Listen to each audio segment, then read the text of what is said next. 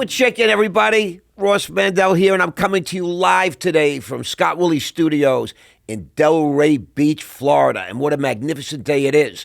We have a really fantastic guest today. I'm so excited to introduce to you. He's become a dear friend, practically family. I want you all to meet Don Capi, C-A-P-I. Thanks, Ross. Appreciate it. Donnie, what's shaking, baby? Oh, nothing much. Just drove up from Miami, in Boca, my hometown. I love Boca. You mean you're from Boca, huh? Yeah, originally, yeah. Raised in Boca? Born and raised in Boca. What? I didn't even know that, bro. Yeah. Where'd you go to, high school? One of the only people I think. Yes. I went to high school, Cardinal Gibbons, because I grew up Catholic. So Cardinal Gibbons is in Fort Lauderdale. Yep. And my grandfather originally moved to Lauderdale in 1950. He was a doc for the Navy, so he came to Fort Lauderdale, and that's where, between Boca and Fort Lauderdale is where my family pretty much is. It's funny you said that because, I've heard it said, I had a partner on Wall Street for a few years that said, Florida, it's just a home of rednecks and grunts. Yeah, yeah. I was like, what's a grunt? And it's someone that's been in the military, the Navy, Marines, the Air Force. They have Navy bases, Air Force bases, all these different things here. But today, it's like Tel Aviv South. Yeah. You have the Jews migrated from all over the world and all kinds of good people. There's every race, color, creed, every ethnicity, every religion, and so forth. So Donnie and I met, 6 months ago? Yeah. 8 months ago. 6 to 8. And he was introduced to me by a very close mutual friend, a guy I respect and admire very much. And he said, I want you to meet my friend Don Capi. That's a strange name, but I know it's been shortened, and it's been shortened. It's a cool sort of handle in Miami and all that kind of stuff because Donnie he epitomizes cool. Thank you. Okay, if you think social media and Miami, the influencer space, the podcasting guys, the Patrick Bet-Davids, the Grant Cardones, the Tony Robb, Andy Elliott, the Brad Lee, you think about Don Capi, who sort of is almost like an intermediary in that space. Isn't that fair to say? Yeah, I've spent a lot of time around all of these guys, and when I spent a majority of the time, it was when I was working for Pat. So I would walk around in my Valuetainment pin, my nice suit, and I was moving in between them, let's say, just collecting data and info as to how they do what they do and getting to see how they perform. And it's entertainment at the end of the day. It's show business. I mean, if you don't know your way around South Florida and you have Don Capi's name and his phone number, you're hooked up like no other brother. I just want you to know, and I can say that because it's happened to me through you. Yeah. Whether you're in Florida, New York, Vegas, South Florida, North Florida, Texas. I mean, Donnie's got connections all over the country. And I think it's strictly because we're all connected today. And everybody's on social media, and it's so easy to connect. But you get on planes, and you fly to Vegas, and you're doing modeling parties, and you're doing influencer parties, and you're at Pat Bet-Davids' The Vault, and you're at this conference and that conference, and he's introduced me to a number of big deals in the podcast space.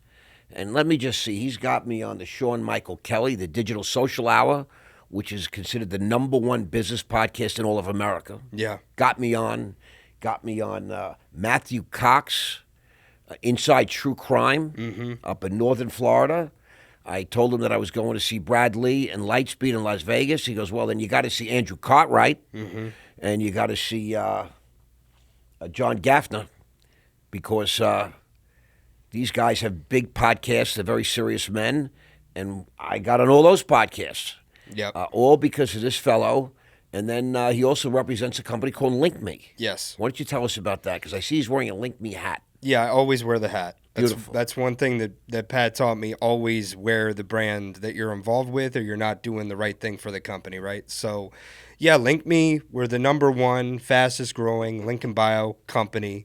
We have the best user interface on the market, and that's just how the app looks for engagement purposes. And when people are clicking on it, it's very easy to use. And we are distinguished by the fact that we actually have an application, because a lot of the other companies, I don't want to say it's lazy, but it's just easier to build a website domain.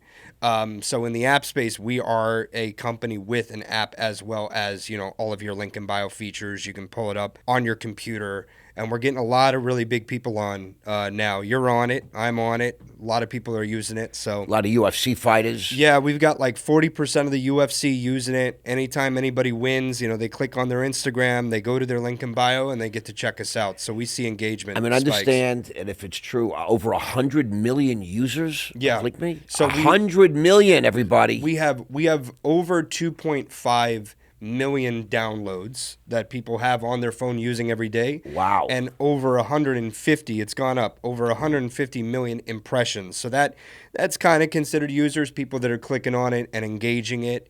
And with each new celebrity we get on, we streamline a process, we give them their profile, we say post to your story, and then they all put that little link in there. So that's been, great marketing for us. Now, I know that I'm on LinkMe now Yeah. for quite some time, and I could say that it's been great help. And what I mean is, for those of you who don't really understand, like me, let's say I run into you in the supermarket, which happened one time. Yeah. Met a guy that I know for 20 years, hadn't seen him in over 10. And we wanted to catch up with chatting, but, it's the supermarket. He's doing his thing, I'm doing my thing. And I want to share my information with him, and I want to get his information. And if you're clumsy and old like me, and you're dealing with the phone and you're typing, it's a mess.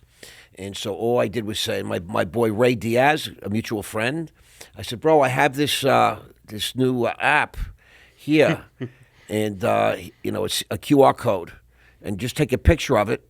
And he goes, wait a minute, how do you have that? It's a new technology. I'm part of that company. Mm-hmm. And I said, I know people, Ray. Yep.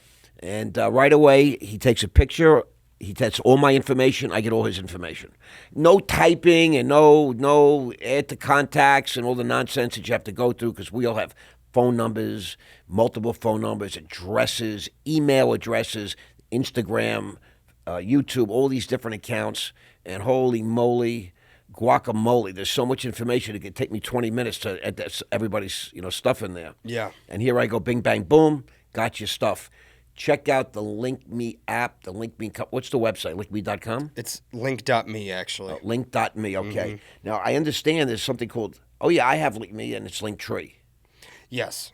So Linktree is really the first adopter in the link in bio industry, when Mark Zuckerberg allowed there to be that little space in Instagram. So then it was really, how do you share the most information you can? If you're a model, if you're an athlete, how do you share it quickly through that click? And that's what started the link in bio industry. You didn't want to just have one website. Maybe you're affiliated with multiple ways of making money, from like Monster or different affiliate programs that you have. Right. The best way to share it is through a link in bio. But for a while, Linktree, the user interface, that's why I bring up UI. Right. The user interface wasn't converting like your own professional website, right? But when we hopped into the space, we made sure that it looked really, really great.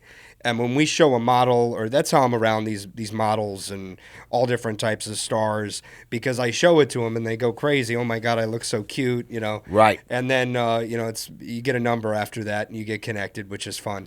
But How old a guy are you, Donnie? I'm 31. You married? No. Children? No. You live by yourself? Yes. You have an office and a little studio of your own? Yeah, I have an office. I have my own personal office. Correct. We have the LinkMe office. I like to have my own space sometimes to Correct. to think and meditate. Can you imagine being this guy, 31, good-looking guy, successful in Miami, in this influencer space with technology? Oh, if I could go back and do my life over, I might consider that life. Hey, man, He's in Vegas taking pictures with We're models. we're here listening because you had an extraordinary walk too. So, I have, as a matter of fact. I think it's so cool, like your history and your background, and that's why I wanted to get involved with you more. And every time I hear something else about your history, I get so enamored by it. I want to learn from you. Thank you. And I think a lot of people are going to want to learn from you as you grow and as you get bigger. Even the big guys, everybody, Brad, Andy, all these guys have something to learn from you. So I appreciate that. Yeah. And, for the first time, I'm making myself fully available to the world. I love it. The Wealth Formula, masterminds, we have group coaching and personal appearances. We're going to do seminars. We're going to do arena tour. Yep. Sometime in the middle to the end of next year. Yeah. And it's going to get crazy because that's my thing. That's my bailiwick. I did it on Wall Street for private, multi-billion-dollar institutions. And, the guys that I was really mentoring and coaching were guys that were making 300, 400, 500,000 a year. Yep. And they wanted to learn how to make $3 million, $4 million, $5 million a year. And so that's sort of the alpha male, the alpha dog that I'm used to sort of inspiring, coaching, motivating, teaching tricks of the trade, sharing my knowledge, wisdom of the markets, etc. And now it's exciting to get sort of young people and move their needle from, let's say, they make $10,000 a month. Now they're making $10,000 a week. Yep. Their biggest month was $40,000. This month they did $75,000. Nick, we're checking, baby, precious metals guy, one of my mastermind guys, and I'm just very, very exciting when one of these guys calls me personally outside of the mastermind program and says, "Bro, I just needed some advice. I don't want to make a decision unless I run it by you." I said, "Tristan, what's shaking?" Tristan, Tennessee, contracting business. And I'm able to guide these young men. And the average age is like 31 years old. And their profile is they have businesses, they have a few dollars. They want to know how to go to the next level. And that's really one of the things that's it's easy for me at this point in my life to sort of get into your life. Yeah. Through getting to know you, getting some questions. I'm very good at extracting information and all that stuff. And showing you if you tweak this, if you tried this, if you do a little more of this, if you don't do that, guess what? Watch what happens. Yeah. And like it's a miracle. It's like, when I was a little boy and we went to the nursery and we bought all these little packets. And we went to the backyard and we dug up some dirt. We had a little backyard with some grass. And my dad goes, "Watch this. We can put some seeds in the ground." And then we cover it up and we put some water on it. And I'm staring like, what's going to happen? And he says, you got to come every day and you talk to the dirt and you make sure everything's good. It's getting sun. It's not too cold, etc. We made a little gate around it, little fence. I was a kid. I was like 5, 6 years old. And lo and behold, a few weeks later, we started seeing little sprouts come up. That's why I think people are so fascinated with little gardens, Yeah. And you are involved. You came into the business. Mm-hmm. You went to work for Patrick Bet-David and Valuetainment, a guy I respect and admire very much. Yeah. For what he's accomplished and who he is. We're like-minded thinkers. And tell us about that experience. How'd you get to meet him? How'd you get that opportunity, et cetera? I really just fell into it, not by chance, obviously by God. I fell into the opportunity.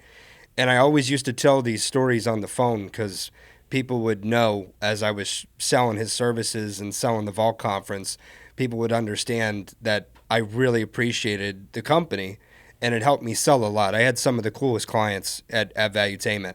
And I basically walked into an office building and saw the logo and had been watching Patrick for many years on YouTube prior to that. I used to watch his show late at night as I was traveling the country working for this other guy and not happy, with anything that was going on, and look for his guidance and look for his, business strategies.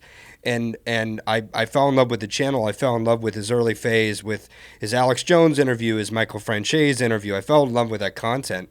And then I ended up working for him. And I basically went into that office 5 different times. I met a guy walking out one day, and I had a different job upstairs with this production company. And I saw that guy and said, "Hey, can I meet Patrick?" He said, "Oh, that's not how it works." It was Sam. And I was like, "Well, can I give you my resume? I have some sales experience." And Patrick hires a lot of greenies. So I didn't really know that at the time, but I said, "Give you my resume." And then I walked in there 5 other times into the office. I kept going in. And it just so happened that Mario and some of the other people that were there, like day oneers, also started working at the gym that I used to work at. So I had a buddy call me one day and say, "Yo, I think those guys, I've seen them on the show. I think they're in. You should come in."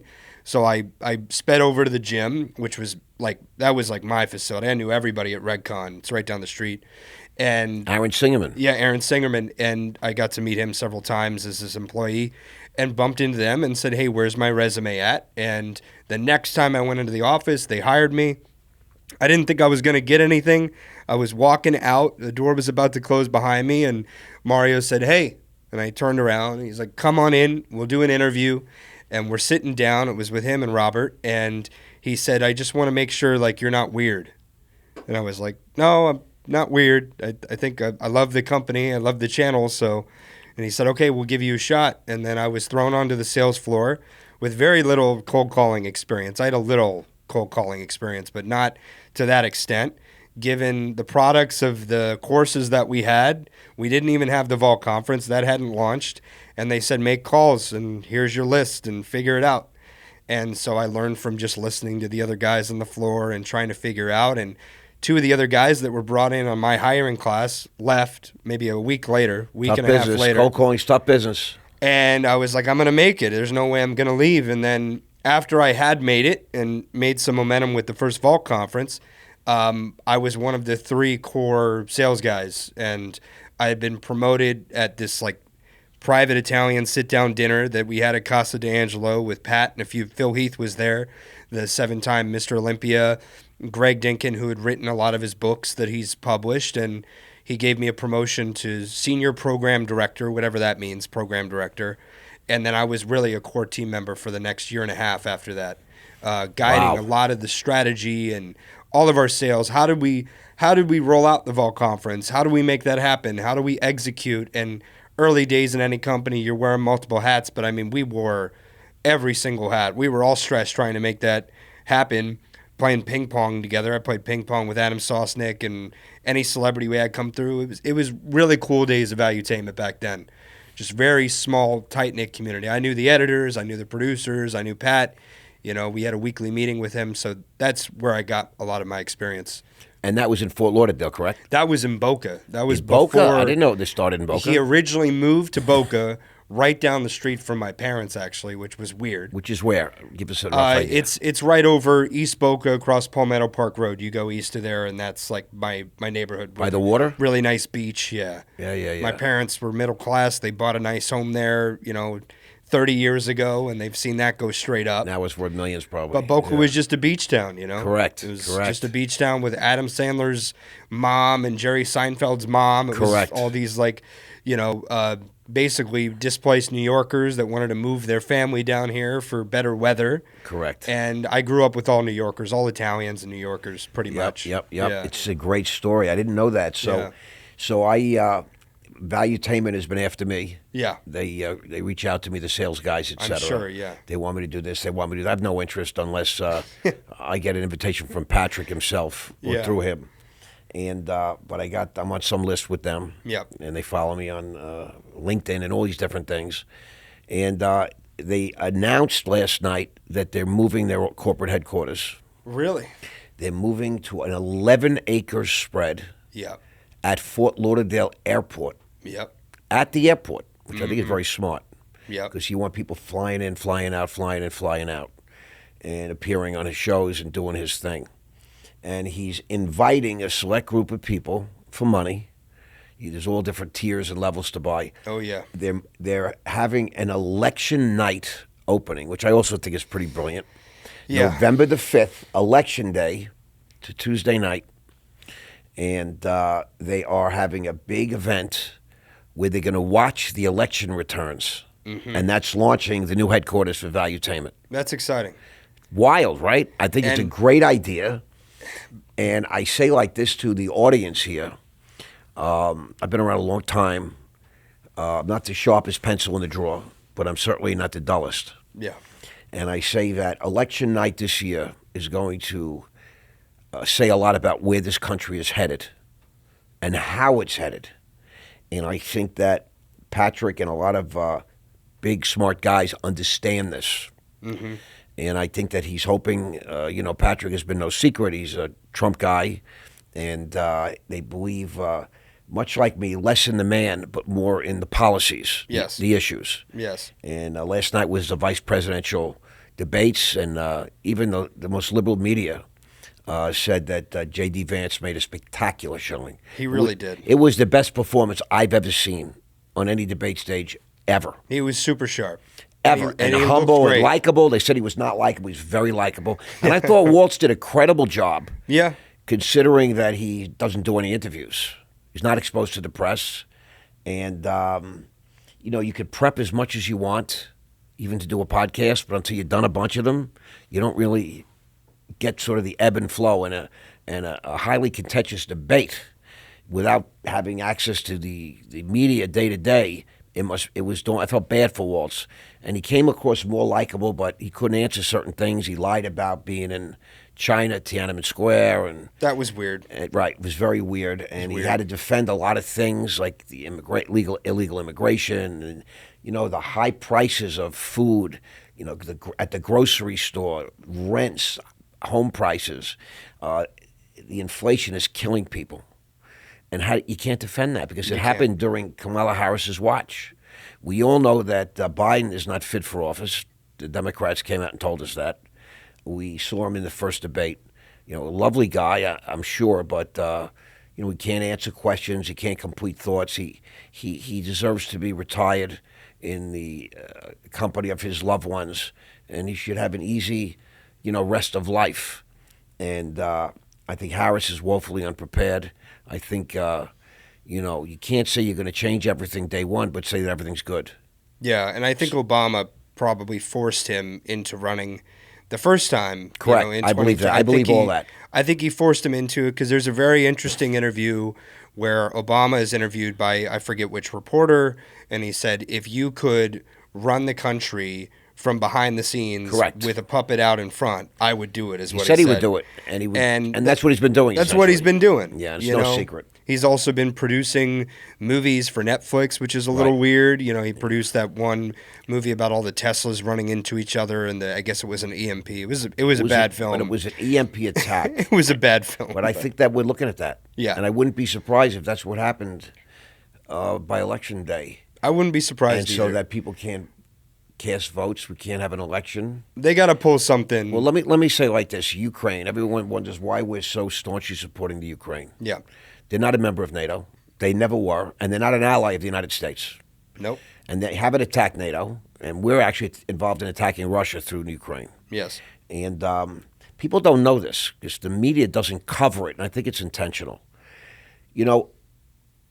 There were national elections in the Ukraine that Zelensky and his generals canceled. They canceled it, yeah. Because they can't get it together. It's too dangerous because of all the war that's going on. National security reasons, you have to cancel. And that could happen in the United States. If there's an EMP attack and we lose electricity, we lose power, you'll have to cast paper ballots and we won't be able to check IDs and people will have to show up. And next thing you know, Kamala Harris is going to get 200 million paper ballots. Yep. And, Not to mention 25 million, undocumented, don't know where they are. All these kind new of things. people in the country. I'm not even going to call them illegals. I'm just going to say new people in the country. Undocumented. That illegal. Are going to vote. There's only one way they can vote if they don't want to go back to their countries. Right. So there's only one way they can vote, technically. Right. And, that's obviously some PSYOP. I mean, a lot of this is all PSYOP work. But I do agree with you that the escalation with the issues in the Ukraine and going against Putin in kind of the sneaky, sly way that they are, it's just made to cause something that might potentially happen. It might even be just momentum. Dry run. Yeah. Let's see what happens in the Ukraine. Yeah. Maybe we could do that here, cancel the election. And they did it in the Ukraine. And nobody even knows or cares or says anything about it that we know, right? So either way, Pat Bet David moving to Fort Lauderdale Airport, 11 acres, November 5th, Election Day. That's going to be a very serious time for the rest of our lives in this country, one way or another, no matter who wins. It's going to be a monumental night, and he's launching his new headquarters, which I think is pretty cool. And I do want to be very clear that at any given moment at Valuetainment, Patrick always showed me a lot of respect. He really believed in me while I was there. He's a little different when you leave the company. It's kind of like, of course, you're gone, but the last thing he had sent to me was, I wish you the best. I wish you nothing but the best. And everything that he taught me in those meetings, it was spectacular. He taught me about family, how to be a better dad, where's my vision at. We wrote business plans in the meetings for him one time. This was very early on when we still had a lot of access to him, because nowadays he's moved way up, and it's really tough to get in front of him. And that's why those meetings are so special to me, and I think they're so important for me to talk about, because I knew about everything that you're talking about 2021, he was already casting vision in those Right. meetings to a campus, and then that campus would be an educational facility. I didn't know, they don't know where it's going to be. He doesn't know where it's going to be, but he's very much in the manifesting of what he Right. wants. He's designing. He's his designing future. it all. Yes. You know, the greatest way to have a great life is to create your own future. Yep. And that's what I intend to do now. It's that what my process is here.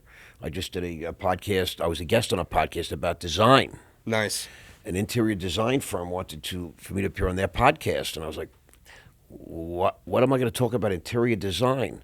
And they talk about curating your own life, curating your companies that you're going to, your businesses you're going to grow, maybe take public, the businesses you're in. You know, that there's a design aspect to every part of life. Mm-hmm. And I get it. Now, if you just meander through life, you wake up every day and say, what am I going to do today? Where am I going to go? How am I going to make money? That's one thing. But, you know, ambitious people that have visions and expectations for themselves and want to have great lives have to create that life. They have to design their life. Then they have to get up every day and work at taking that vision Yes. and turning it into their reality. And that's how I've approached my life. And, you know, Jordy Belfort, the Wolf of Wall Street, did a video I saw on Instagram earlier today about the big disparity between the vision for your life and what you're willing to do to get there. Okay? Because if you're not willing to do the work, your vision is never going to be. You know, he talked about having champagne vision and beer, a beer effort. Yeah. You know what I mean? I get that. So When you get into that high vibration frequency that alcohol can sometimes give you because your dopamine's a little spiked, so you start thinking about big things and you're with friends, good company. That's the only time I ever drink is when I'm with friends and good company, I'll have a beer, you know, and just really think about the future. But I do have one story that I want to share about Pat because it's probably my favorite moment with him. And it was when I was in the office, and this is when I was really killing it there. It was certain that I was going to be one of the top producers. The guys that had come on before me just had more clients. They had a bigger book, and a lot of our clients ended up rebooking. So a lot of these first people that you have on your platform, Right. they're going to be your $300,000 customers later on, right?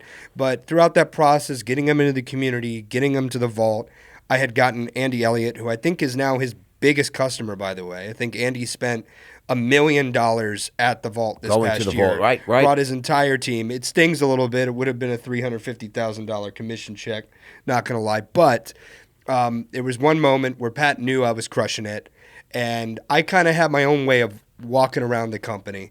You know, I knew everybody. I had great relationships with everybody. So when I walked in, it was a little bit of a different frequency than the other people that were there who were just like constantly in their books and, you know, doing that. And I walked up and he saw that I had like a look on my face and he was walking out and he turned around and he said, Donnie, how's it going? And I was like, it's going good. It's going good, Pat. What's going on? He's like, I just want to let you know that one day when we have the office on the water, you're going to be pulling up in a swimsuit and a jet ski. And I was like, okay. And you're going to be driving a really expensive car. And I was like, yeah, I like that vision, Pat. Thank you. I'll catch you later. Thanks for that.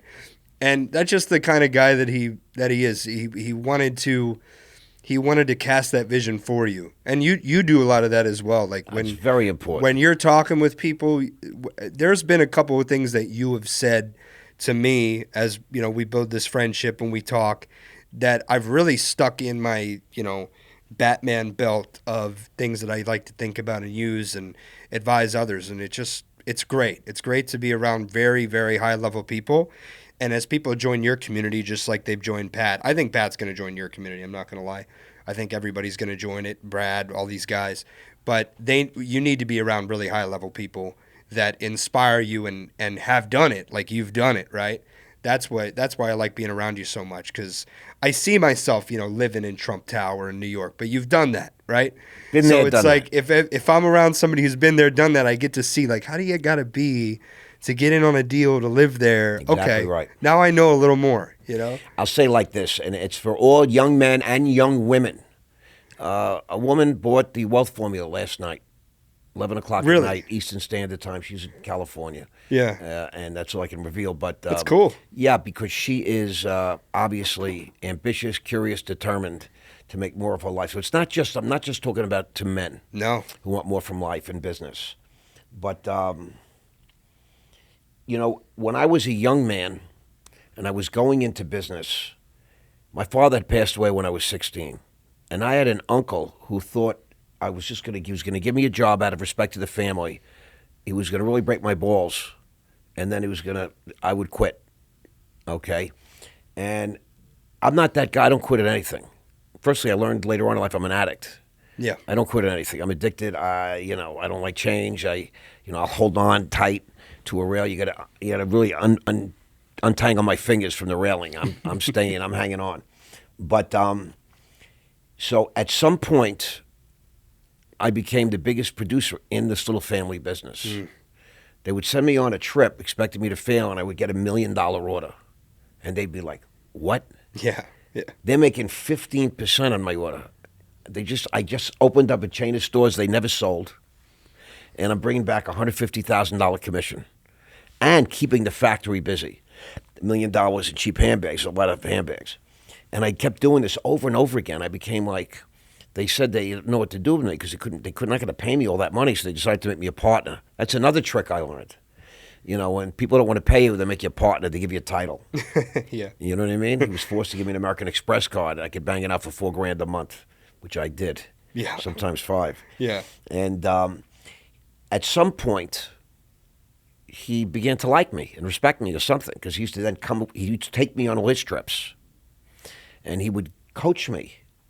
And he said, "Listen, the best thing I can do is teach you."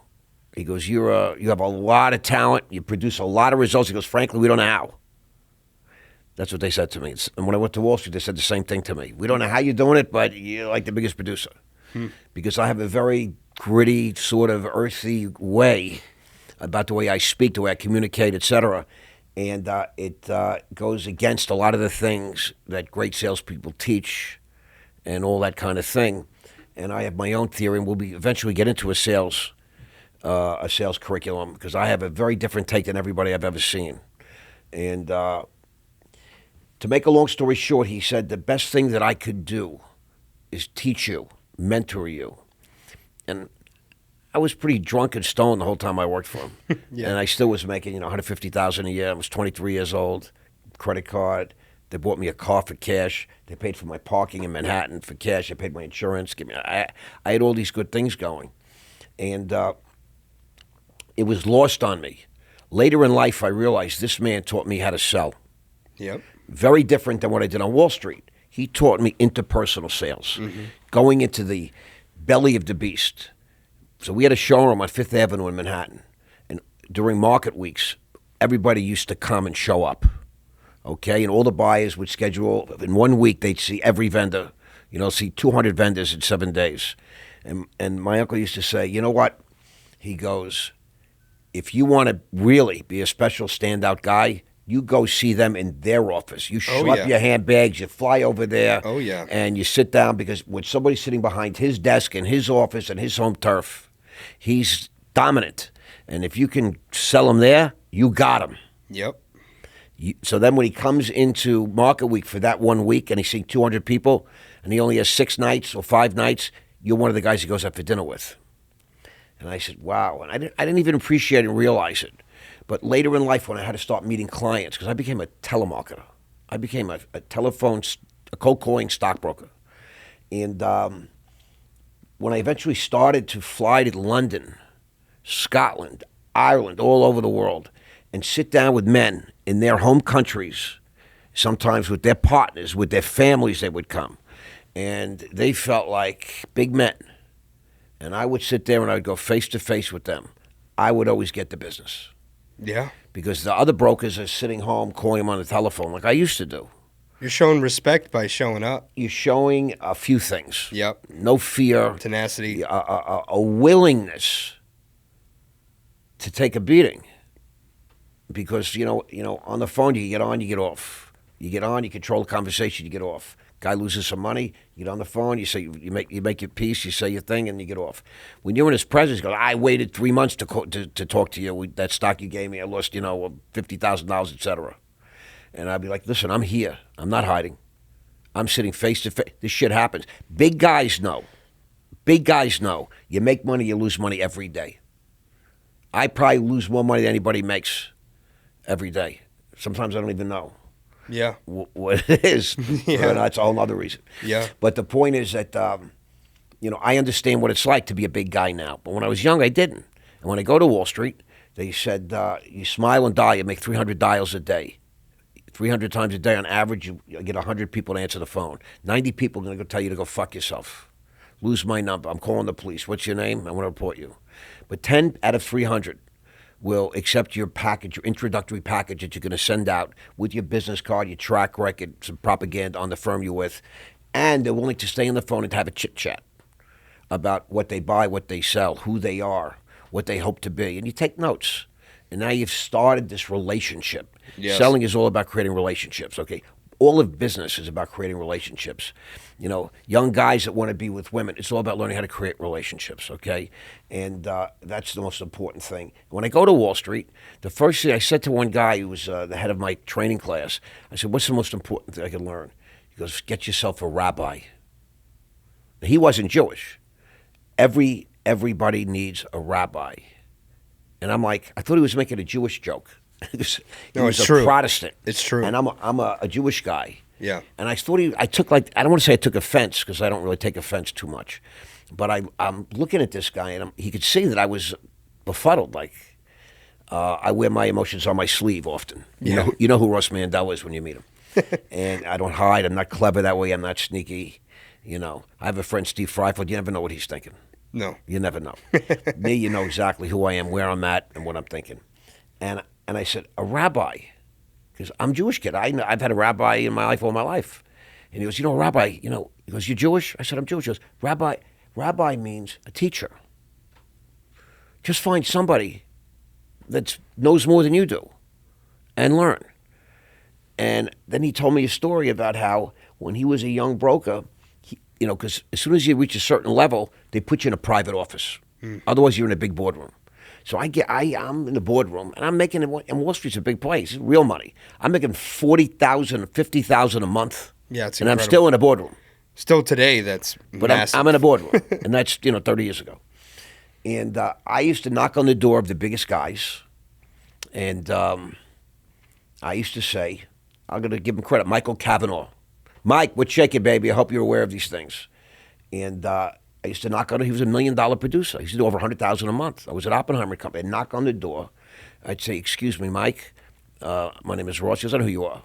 I said, I'm a broker, and I'm trying to figure it out. He goes, would you mind if I just sit in your office and take some notes from you on the phone? He goes, no problem, but I prefer you come in at the end of the day. Okay, so around 3:30, 4 o'clock, market closed at 4. I would go in, and he would be pitching. And, he's a big guy, and he was really good, and he used to put on a show for me. And he was like 6'2", 6'3", skinny thing. Tall guy. He used to drive to work in Manhattan in 1985 in a convertible Rolls Royce. Nice. That's what I said. Nice. And my daughter recently said, Dad, you should get a Rolls Royce. So why? She goes, because when you have a Rolls Royce, everybody knows. It's the best piece of marketing. It's not a Mercedes or a Porsche. No. Rolls Royce says I'm different. Yep. I have arrived. It's a really wild thing, my kid to say. But the point is that he used to drive a convertible Rolls Royce, a Corniche. I'm talking about 1985 to work, and he used to let me come into his office, and I used to sit and take notes, and I learned so much from this guy. And how to think, how to act. It's a mindset. All these levels in business are just a different mindset. You're working for somebody or you're working for yourself. Mm-hmm. What's your vision? Now, you can have a vision, but now you got to figure out how to get that vision. You got to need a plan. So my plan was to seek mentorship every which way. at every level. When I went to prison in 2014, the first thing I did was find guys that were in prison for 20 years, 30 years, 40 years. Yeah, to figure out what's going on, right? Because I don't know what the fuck. No, you're boss on Wall Street, but in the I prison walked out system, of a 10,000 square foot, multi-million-dollar home in Boca Raton on an acre on a private lake, etc., and Trump Tower apartment, and walked into a 66 square foot, three-tier bunk bed cell with a toilet sitting right in the middle, with a door that closes and locks, with two big, fit, black kids that both have been in prison between the two of them over 20 years. Yeah. And, but I wanted to learn. Mm-hmm. And, people appreciate that. When somebody comes to me and says, Ross, I know you've been around, I can ask you a question, can you explain something to me? I love that. People love to talk about themselves. And I say to my kids all the time, I said, listen, you're in company, ask people questions about themselves. That's everybody's favorite subject. You themselves. have to ask questions. Yeah. It's some of these sales principles, believe it or not, I learned a lot of it from Pat and other people that I met along the way. But my mom, believe it or not, was the top saleswoman for Haemonetics. When I was 1 year old, she had closed a $4 million contract with a hospital system down in Miami. And I went to Hawaii with her. I still remember some of it, long-term memory, I remember it. But she told me that everybody's favorite word is their name, and everybody's favorite topic is themselves. And I learned that when I was, probably like 10 years old or whatever. So yep. I'm happy that my mom was there and working so I could learn from her.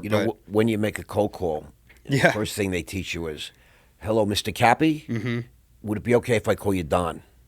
Nice.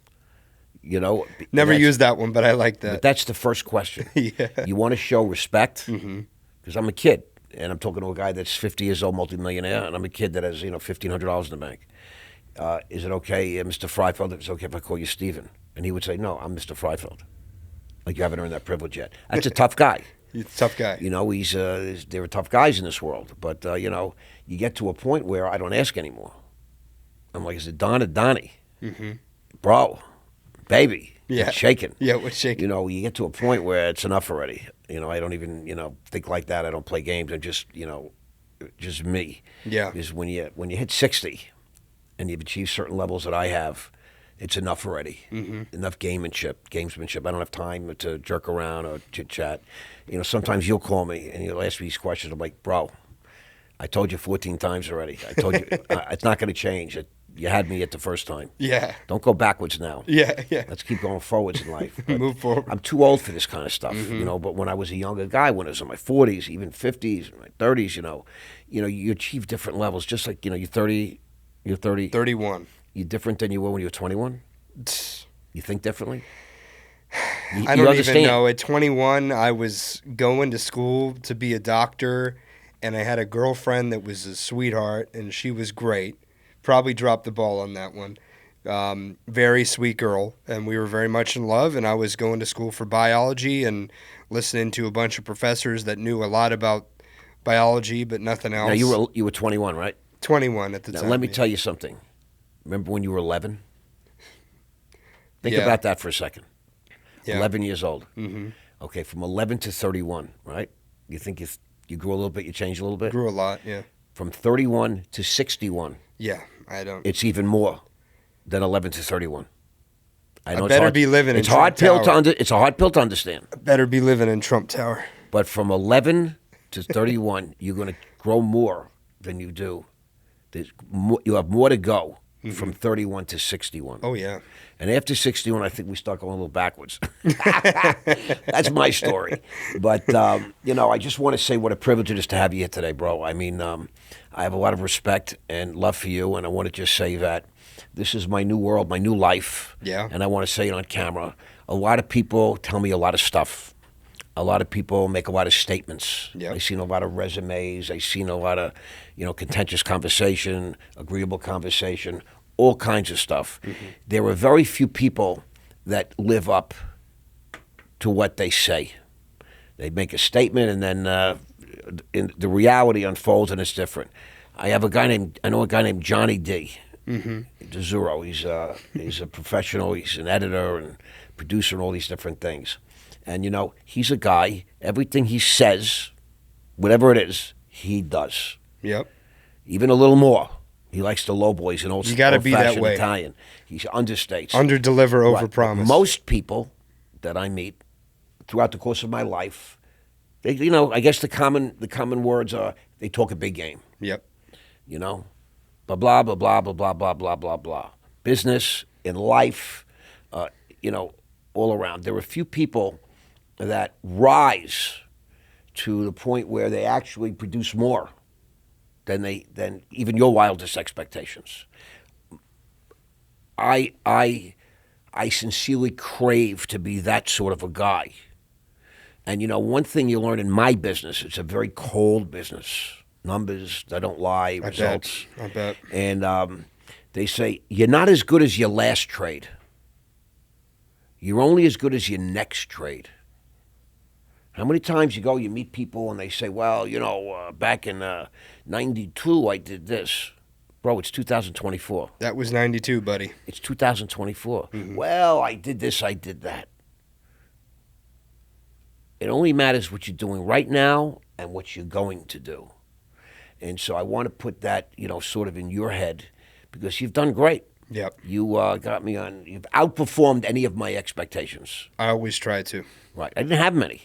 Yeah. I didn't have many because in this particular business that I'm going into and you've been in, it's very hard to measure results. It's very hard to measure. It's not results. like you tell me you're going to earn 10,000 and you give me your numbers and I see you did 12,000. It's very difficult to quantify until you get to a certain level. Mm-hmm. When you get to a certain point, then you look at how many followers does he have? Did he buy them? Are they organic?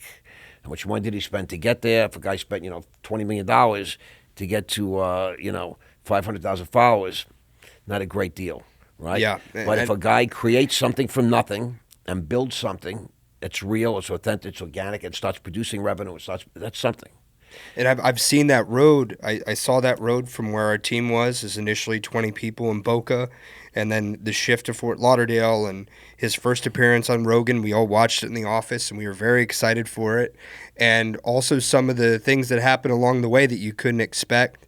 The only real measuring that you can do is like in a sales department with numbers. So I think that's why I did so well there, because that was a measurement of success, because we did have quotas and numbers and we had to hit certain thresholds. And I always did that. And I really learned to always deliver more than was expected, always work the hardest. And I don't say something unless I mean it. And the only thing that's ever going to get in the way of my word is tying it up with a deal with somebody else and then them dropping the ball. But every time that I say something, I really want to, and sometimes I got to, yank some arms to get it done. I'll never forget, this was just this past Monday, 2 days ago. My phone rings, and it's you. And you say, listen, Ross, I'm calling because, Matt and his producer want to know where you are, if you're really going to get there, what the story is. And I was already in their bathroom. Yeah, it was funny. And I'm just letting you go on and on and on. You have to learn. You have to learn some better phone skills. Right? Yeah. But that's okay. Hey, I'll learn it. It takes time to master all that stuff. To me, when I speak to guys, I say the phone is a weapon. It's a gift. Mm-hmm. It's a blessing, and it's the simple device called the phone allowed me to literally raise billions of dollars, make literally tens of millions, more than $100 million, and gave me a great life because I mastered the telephone. It's the ability to communicate over the telephone. And after I felt comfortable with that, I said, now it's time for me to go back into personal sales, which I really learned, as I told you, in the handbag business. Listening to my uncle, Harvey Gilden, he passed, may he rest in peace, taught me a lot of brilliant lessons. And for you, one of the challenges for you is to keep me busy, appearing on podcasts, keep delivering. The Wealth Formula, as you know, is going on sale officially next week. Excited for that. There's a pre-sale right now. You could sign up. It goes interactive next week, but if you sign up now, you save about $700, which is real money. That's a deal. Especially in this day and age. And you get a chance to have every version of the Wealth Formula, digital version, the interactive version, the downloads, the PDFs, the worksheets, the video of me, everything. I've seen a lot of digital products. I've been around a crap ton of digital products. And when you told me just about the main concept, but then you showed me some of the early trailers and I got introduced to it, I think it's going to be one of the most coveted and effective digital products on the market, if not the top one, for you to be able to dive into your manifest destiny and be able to build your business. And there's a lot of people out there that deliver. It's coming all out on YouTube too. These people that have said, "Hey, this digital product's going to change your life," and really, it's just a way to make money on their end, or join their community, right? But yours is going to change some lives, which I'm excited. We've seen just about every single quote unquote wealth formula, business curriculum. There's nothing, no two add up to even close.